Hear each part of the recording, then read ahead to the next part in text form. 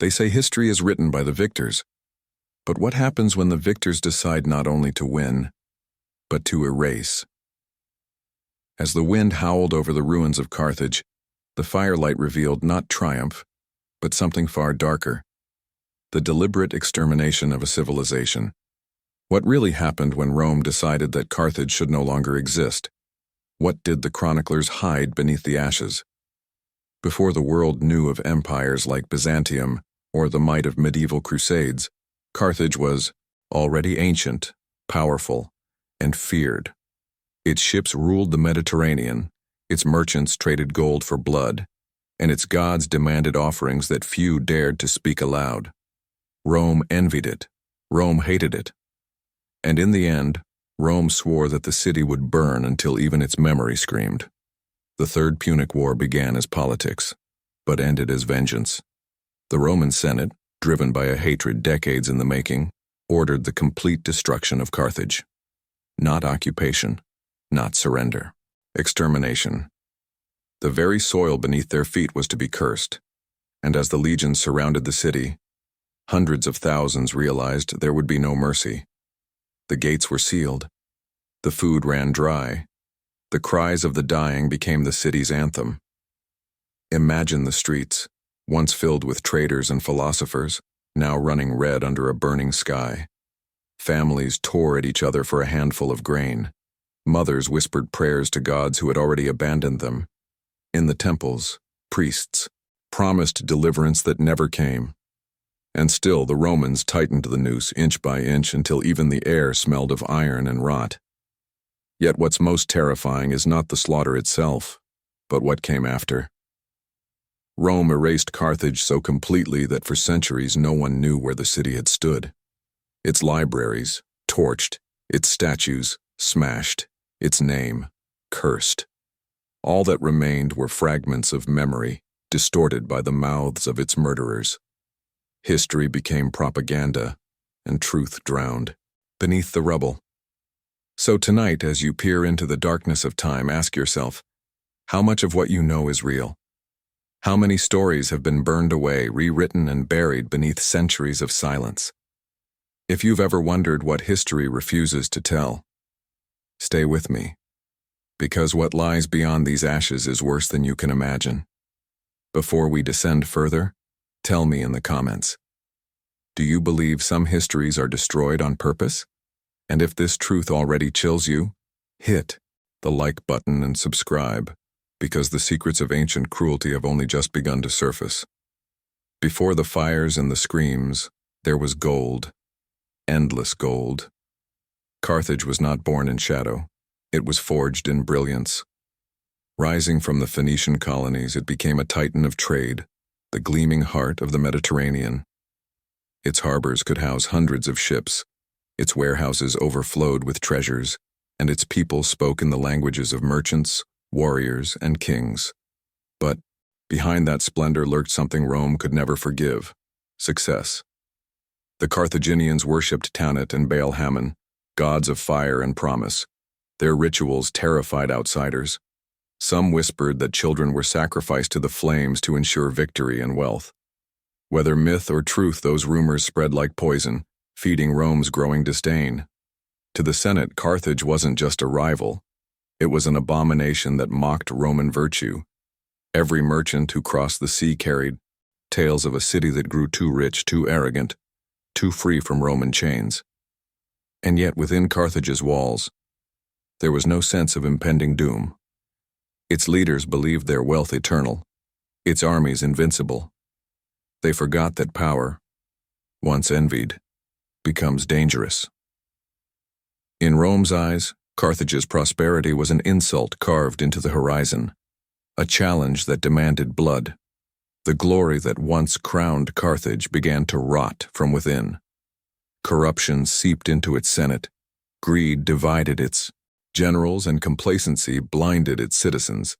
The same ships that once brought fortune now carried whispers of war. Rome was watching, sharpening its blades, and the gods of Carthage remained silent. There's a cruel irony in ancient history. Civilizations rarely fall because they are weak. They fall because they believe they can't. Carthage had faced Rome before, and survived, but survival made them arrogant. Every feast in the city's palaces echoed with denial. Every prayer for peace was answered with pride. The merchants kept trading, the soldiers kept boasting, and the shadow of Rome grew longer with every sunrise. By the time the first Roman envoys arrived, demanding surrender, Carthage laughed. They still believed wealth could buy peace. But Rome did not come to negotiate. It came to end a rivalry that had haunted it for generations. What Carthage saw as diplomacy, Rome saw as destiny. Thus, the glory that once defined Carthage became its curse. The very thing that made it magnificent, its hunger for greatness, would summon its annihilation. The City of Light had unknowingly written its own eulogy, line by line, in gold and arrogance. Hatred can outlive men. It can become a tradition, passed down like a family heirloom, whispered in the marble halls of power until it becomes prophecy. For Rome, Carthage was not merely an enemy. It was a ghost that refused to die. And when the embers of the Second Punic War cooled, vengeance began to take root in the Roman soul. Decades earlier, Hannibal had humiliated Rome. He crossed the Alps, slaughtered legions, and brought the Republic to its knees. Even though Carthage would eventually lose that war, the humiliation burned deeper than any wound. Rome could forgive defeat, but never shame. Every senator, every general, every citizen remembered. And one man, in particular, made sure they would never forget. Marcus Porcius Cato, known as Cato the Elder, stood in the Senate and ended every speech with the same words: Carthago delenda est. Carthage must be destroyed. It didn't matter if he was speaking about taxes, grain, or laws. His closing line was always the same, hammering the idea into the Roman mind like a curse. Over time, it stopped being a slogan and became a sentence. Cato's hatred spread like wildfire. To him, Carthage was a poison that could never be contained, a serpent coiled beneath Rome's heel, waiting for the moment to strike again. And as Carthage recovered from its defeats, rebuilding its fleet, expanding its trade, and shining once more on the African coast, Rome saw only defiance. In the Senate's eyes, prosperity was provocation. The Third Punic War was born not from necessity, but from obsession. Roman envoys were sent with impossible demands no free nation could ever accept. They ordered Carthage to disarm, to abandon its walls, to move inland away from the sea that had birthed its greatness. It was a death sentence disguised as diplomacy. When Carthage refused, Rome had the excuse it had been waiting for. The legions began to march. The Senate declared that Carthage's existence itself was an act of rebellion. And as the Roman banners unfurled, the old men who remembered Hannibal smiled grimly. The time had come to wash away their humiliation in blood and fire. For Rome, vengeance was not merely justice, it was purification. They would erase Carthage, stone by stone, and scatter its ashes into the sea. They would make an example so brutal that no enemy would ever dare to challenge the Republic again. And in that dark oath, uttered beneath the gaze of their gods, Rome condemned an entire civilization. What began as hatred became destiny. And destiny, once spoken by Rome, could only end in annihilation. The Roman legions surrounded Carthage like a tightening fist. The year was 149 BCE, and the city that had once ruled the seas was now trapped within its own walls. From the sea, Roman ships blockaded the harbors. From the land, siege engines loomed, like gods of iron and flame. Inside, nearly 500,000 souls waited for deliverance that would never come. At first, Carthage still believed in resistance. Its citizens, men, women, even children, worked day and night reforging chains, tools, and ornaments into weapons. They melted down statues of their gods to cast new blades. Priests preached divine vengeance. Soldiers swore to die before surrender. But the Romans were patient. They had learned from Hannibal. This time, they would not make the mistake of mercy. As weeks turned into months, Starvation crept through the streets like a disease. Bread vanished, then grain, then even the rats. People boiled leather sandals and gnawed on bark stripped from the trees. The city that had once feasted on the wealth of the world now fed on despair. The air filled with the scent of smoke, sweat, and decay. At night, the screams carried over the walls, and even the Roman soldiers shuddered. Scipio Aemilianus, the Roman commander, watched in silence. He was young, calculating, almost eerily calm. His orders were simple: crush them completely, no negotiations, no pity. He built walls around Carthage, walls to imprison the besieged within their own city. It was not enough to conquer them. They had to be erased from memory itself. Inside, the people began to break. Mothers abandoned infants to save older children. Neighbors turned on one another for scraps. Those too weak to fight prayed for death. The once glorious metropolis of marble and gold now resembled a tomb carved from agony. Every alley became a battlefield. Every shadow hid a corpse. After 2 years, the final assault began. The Romans stormed the city gates, burning everything in their path. The harbor ran black with oil and blood. As the city fell street by street, Carthaginian defenders fought from rooftops and doorways, using whatever they could find: stones, spears, even their bare hands. It was not a battle anymore. It was annihilation in slow motion. And, through the chaos, one truth remained. Rome did not come to conquer. It came to make a statement.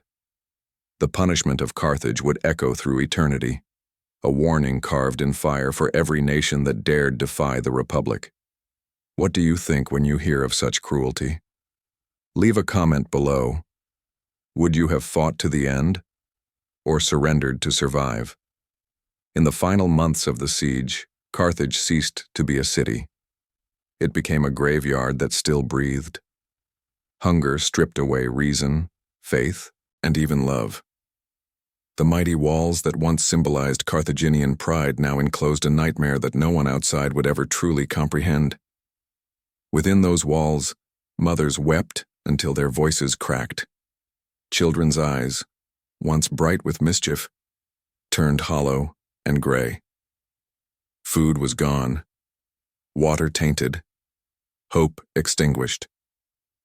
The citizens resorted to desperate acts that blurred the line between survival and damnation. Ancient chroniclers later wrote of cannibalism, of families devouring the dead, of priests invoking forgotten rites. Some dismissed these tales as Roman propaganda, but the truth, as always, is somewhere darker. In the temple of Baal Hammon, priests gathered what remained of the faithful. They believed the gods demanded a price, an offering of blood to save the city. Fire altars burned day and night, and the scent of incense mingled with something less holy.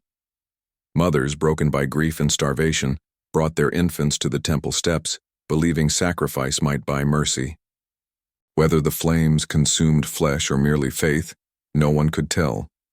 But the cries that echoed through those marble halls were unlike anything heard before or since. Outside, the Romans could hear them. Soldiers paused mid-stride, their faces pale beneath their helmets. Even Scipio, the cold architect of destruction, is said to have turned away from the sound. The enemy's suffering was supposed to bring satisfaction, but what they heard in those nights was something else entirely. It was the death song of a civilization.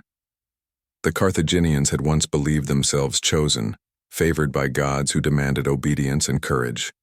But now, as smoke rose from the temple roofs, it was clear that their gods had fallen silent. The only divine answer came from the roar of Roman catapults and the crash of burning stone. In the end, the mothers' cries faded into whispers. Some perished beside their children. Others survived only to watch their city consumed. When the final walls fell, Romans found the temples desecrated, the altars overturned, and the sacred fires still smoldering with a faint, bitter glow. That was the moment Carthage's spirit broke. The people had no more tears, no more prayers. Only silence remained, a silence so deep that even the conquerors feared it. And though centuries would pass, the echo of those cries would cling to the stones, haunting the ruins long after the flames had died. When the final dawn broke over Carthage, the city no longer resembled the jewel of the Mediterranean. The streets were buried under ash and corpses. The temples were shattered. The sea, once alive with the sails of merchants, was a mirror of smoke and ruin. Yet within this wasteland, the last defenders still fought, refusing to yield even as everything around them turned to dust. Scipio Aemilianus stood before the burning skyline, watching his legions advance like an unending tide. He was the grandson of Scipio Africanus, the man who had once defeated Hannibal, and now history demanded a darker symmetry. Rome's honor had been stained generations ago. Today Scipio would cleanse it with blood. The assault was systematic. Roman engineers breached the harbor, their battering rams tearing through the ancient walls. Street by street, house by house, the legionnaires advanced. They killed everything that moved: soldiers, slaves, merchants, even children clutching stones. Fires devoured the upper districts, and soon the heat grew so intense that soldiers fought in, shadows cast by their own flames. Carthage's resistance was hopeless but relentless.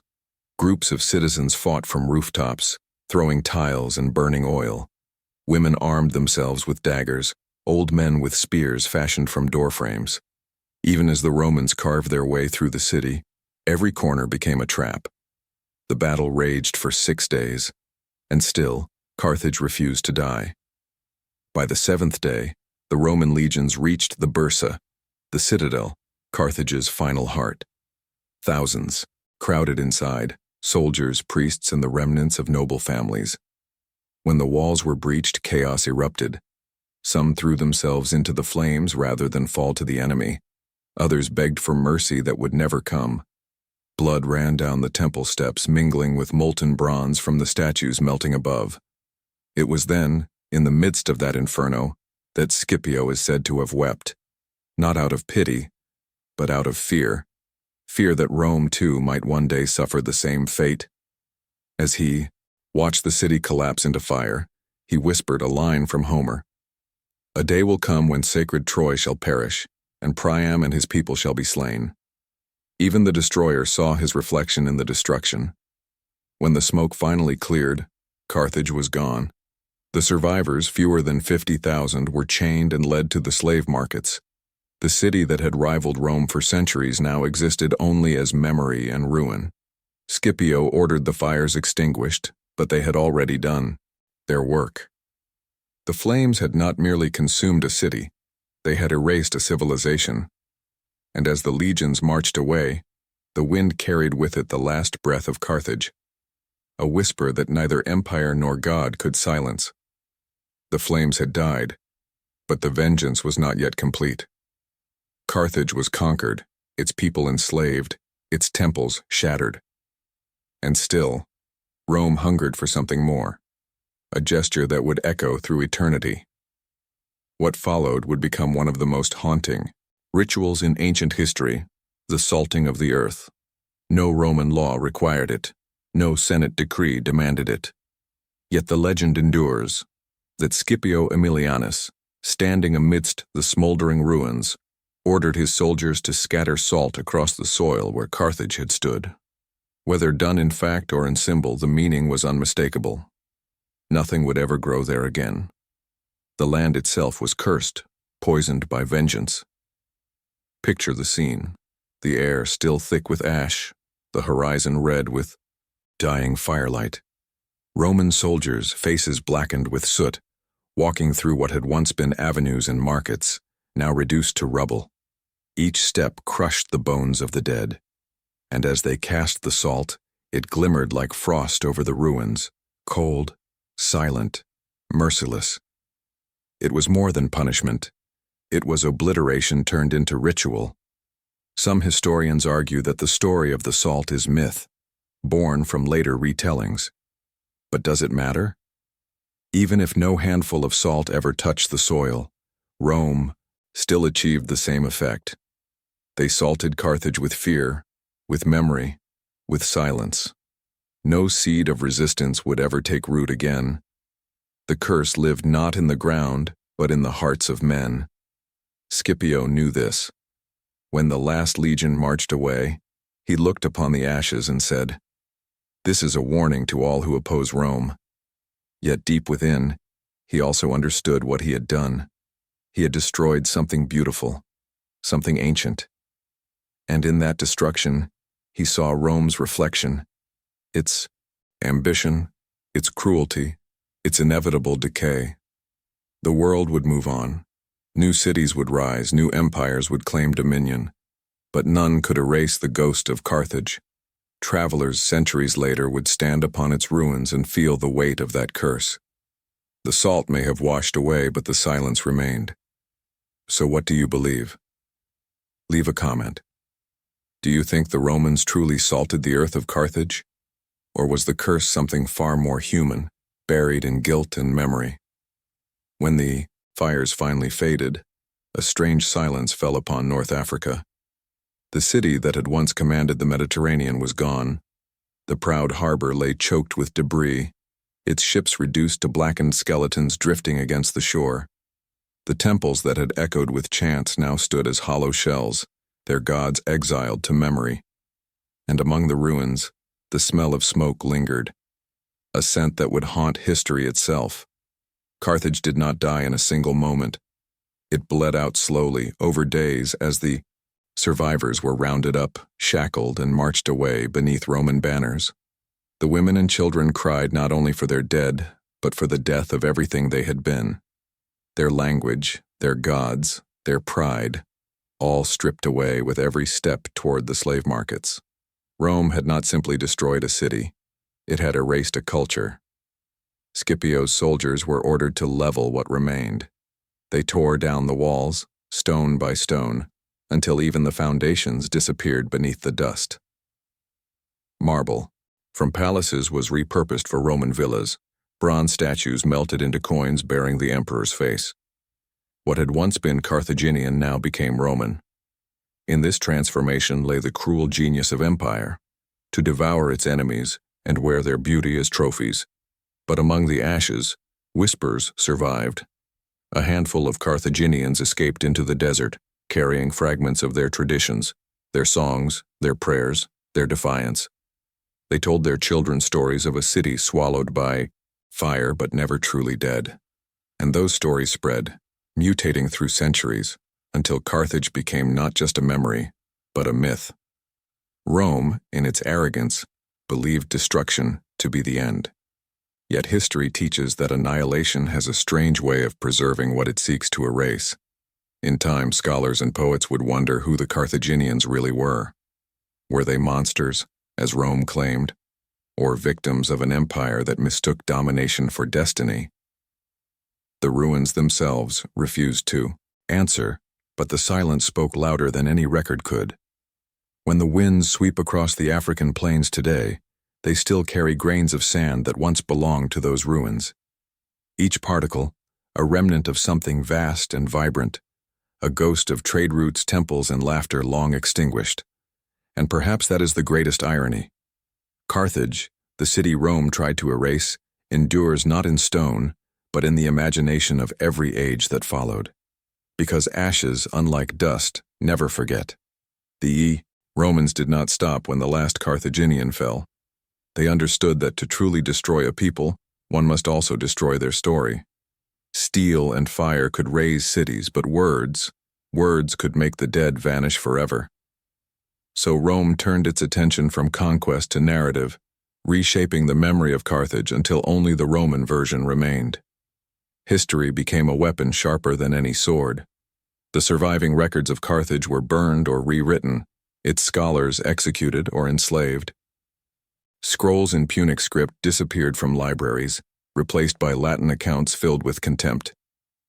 To the Roman chroniclers, Carthage was no longer a civilization of traders and philosophers. It was a nest of cruelty, corruption, and superstition. Its gods were demons, its rituals perversions. The victors had spoken, and so truth itself was rewritten. For centuries, no one questioned it. School children in Rome learned that Carthage deserved its fate. Poets celebrated its fall as divine justice. To the world, Carthage became a moral tale, a warning against arrogance and defiance. Even the ruins were left unnamed, as if the land itself had been forbidden to remember. What Rome could not salt, it buried beneath lies. Yet every silence hides a shadow. Archaeologists, long after the empire's collapse, began to uncover fragments, coins, pottery, inscriptions carved in a language once feared and forgotten. Each artifact contradicted the Roman story. The Carthaginians were not savages. They were mathematicians, astronomers, engineers. Their ships had mapped the western seas centuries before Rome ever dreamed of empire. Slowly, the ghosts began to speak again. But what haunts us most is not what we've found, it's what remains missing. How many names, songs, and dreams were lost to fire and time? What art was turned to ash? What histories to silence? The destruction of Carthage was not an event.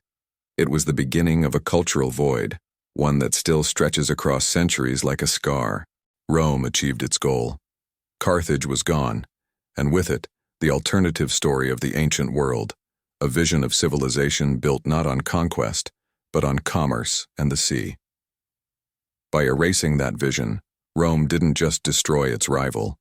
It reshaped the moral foundation of history itself.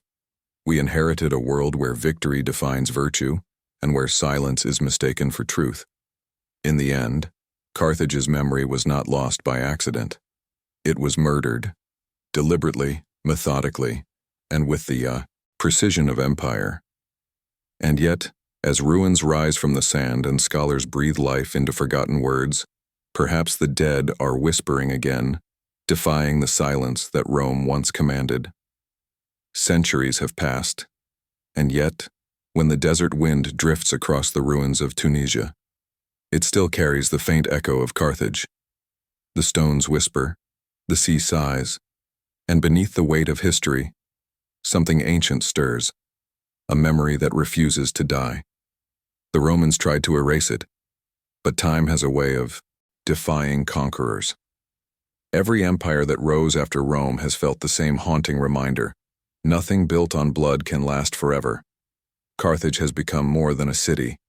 It is a symbol of defiance, of loss, of humanity's endless cycle of creation and destruction. The fire that consumed it burns in every civilization that believes itself eternal.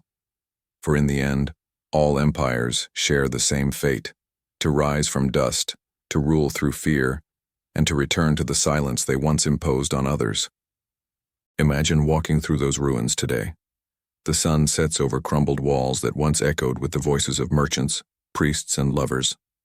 The sea that once carried their ships now laps gently at the stones, indifferent yet eternal. Beneath your feet lies the same ground Rome cursed, and yet it breathes life again. Grass pushing through the cracks, flowers blooming where salt once lay thick. Nature has reclaimed what empire abandoned. The curse has been broken. But something deeper lingers. When archaeologists uncover fragments of pottery or an inscription half buried in sand, they do not merely find artifacts, they awaken ghosts. Every discovery whispers the same defiance. We were here. Against the will of Rome, against the indifference of time, Carthage endures in memory. It endures because stories once told cannot be truly silenced. There is a lesson in that endurance, a truth older than war and empire. Destruction is never complete. Even in ruin, beauty survives. Even in silence, voices find a way to return. And so, as we listen to the faint echo of Carthage, we are reminded that history itself is alive, a vast, breathing organism built from the lives of those who refused to be forgotten. If you've walked with me through the ashes of Carthage, you've felt that echo too, the heartbeat of a people erased, yet still speaking. Before you go, leave a comment with the words, "Carthage lives." And if you want to uncover more truths buried by history, subscribe and join me in the next story, where the gods of war themselves demanded blood.